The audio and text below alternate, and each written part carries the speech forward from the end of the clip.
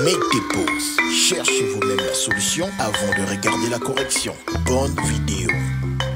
Pour l'exercice 1, on nous dit exprimer sous la forme d'une fraction.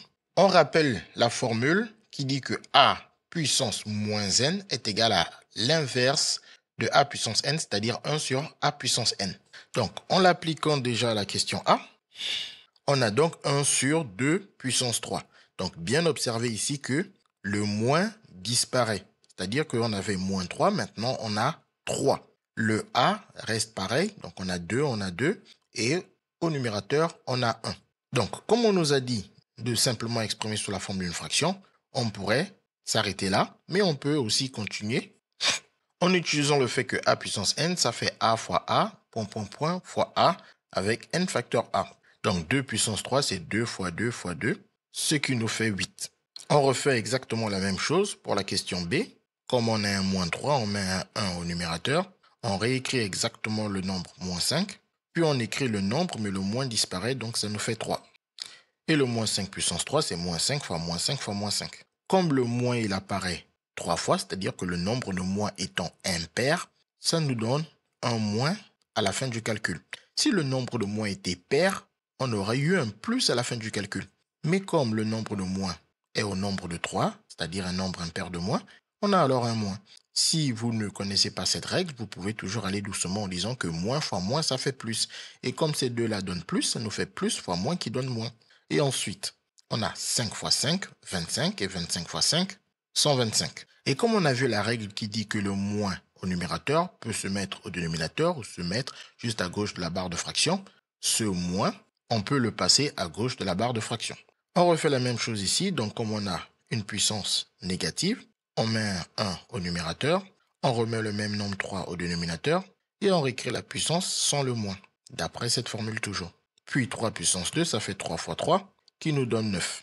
On fait la même chose pour 7 puissance moins 1, on écrit le 1 au numérateur, on réécrit le 7, puis on écrit la puissance sans le moins. Et 7 puissance 1, c'est juste 7, étant donné qu'on aura juste un seul facteur. Donc pareil, comme la puissance est négative, on met un 1 au numérateur, on réécrit le nombre 10, et on enlève le moins, et on garde le 5. Et 10 puissance 5, c'est 10 fois 10 fois 10 fois 10 fois 10, donc on a 5 facteurs 10. Ce qui nous fait 1 suivi de 5 zéros, soit 100 000.